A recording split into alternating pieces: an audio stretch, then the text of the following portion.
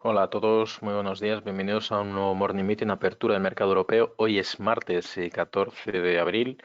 Como siempre, arrancamos preguntando, ¿se escucha? ¿Se ve bien, correctamente? ¿No hay ningún problema? Perfecto, muy bien. Pues básicamente hoy arrancamos con una sesión o un mercado completo, es decir, como ayer fue festivo en Europa, solamente tuvimos la referencia de Asia parcialmente y de Estados Unidos y bueno, pues de algunas materias primas que todavía se pudieron negociar junto con el mercado Forex. Y bueno, pues ahora mismo tenemos un sentimiento positivo trasladado principalmente por los datos de coronavirus.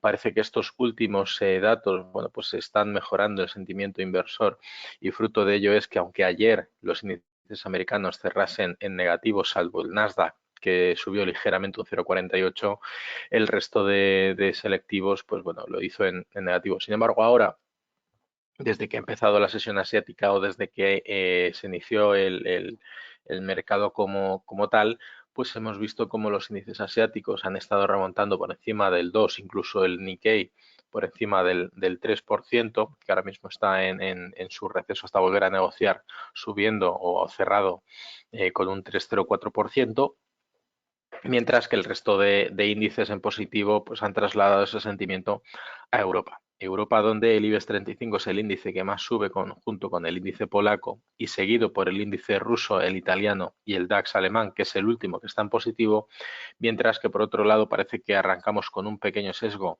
mixto, donde antes de la apertura, hace apenas media hora, bueno, pues todo estaba en verde y en este caso es el FTSE británico y el CAC 40 los dos índices que más caen. De hecho, el FTSE británico entra dentro de la lógica,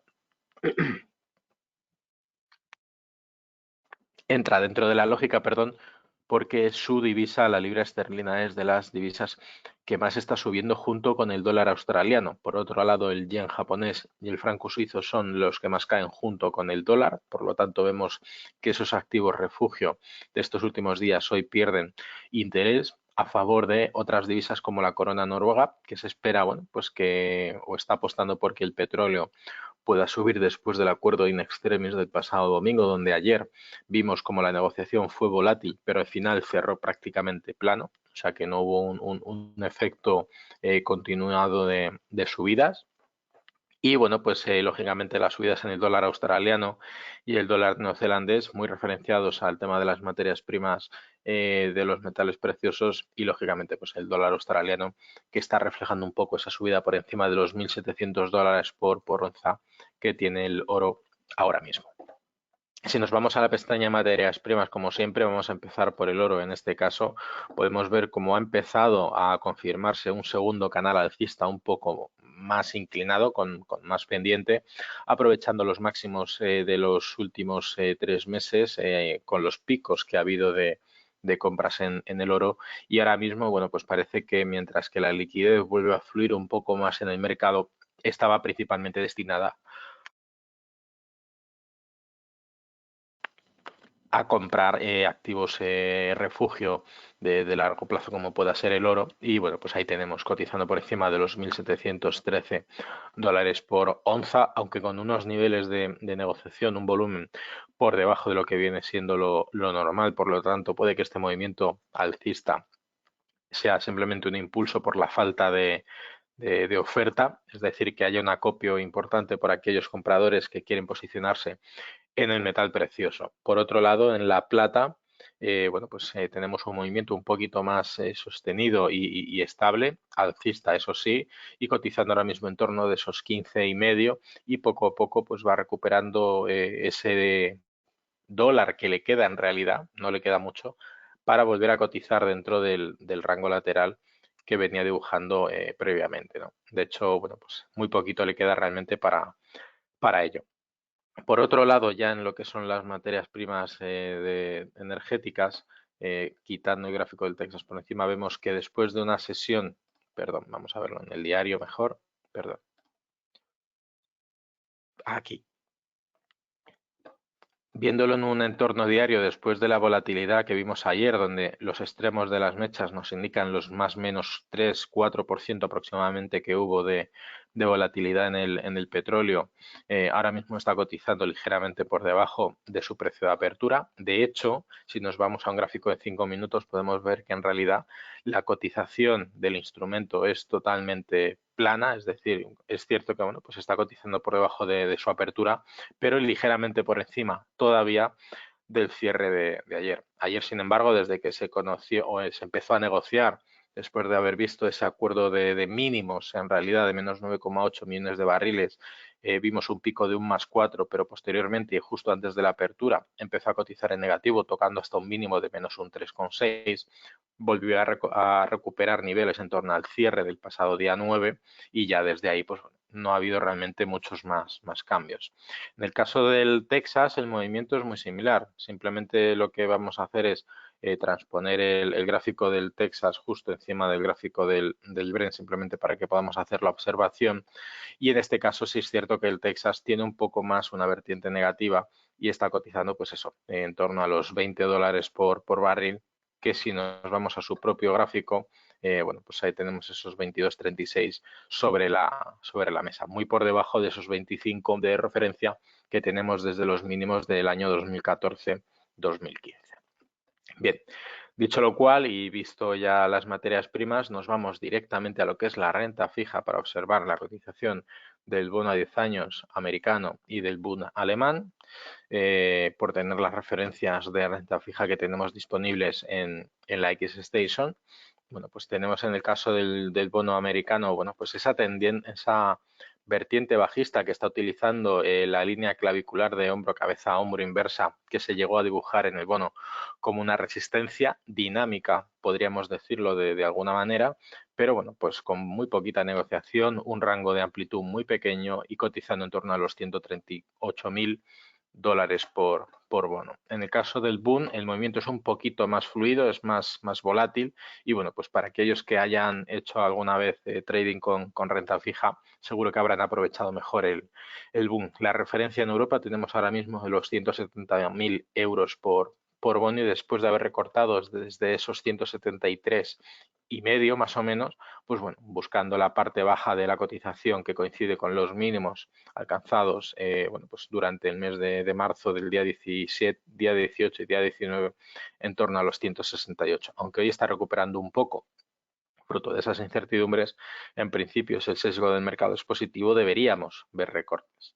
Y en el caso del VIX, bueno, pues la referencia del miedo para los mercados financieros poco a poco va calmando su cotización, pierde esos 40 puntos porcentuales y de hecho en términos relativos respecto a ayer pierde un 2%, aprovechando la subida sobre todo en el entorno americano, que los futuros americanos descuentan una apertura positiva en torno al 1% de manera generalizada y tras la ruptura de esta resistencia bajista de máximos decrecientes veremos si esto simplemente es una mera transición para una estabilización de su cotización o si por el contrario pudiera suponer un repunte al alza de la volatilidad. No debería ser así en principio, dado que tanto por RSI como por el momentum, pues en principio deberíamos ver cómo esto va cayendo poco a poco.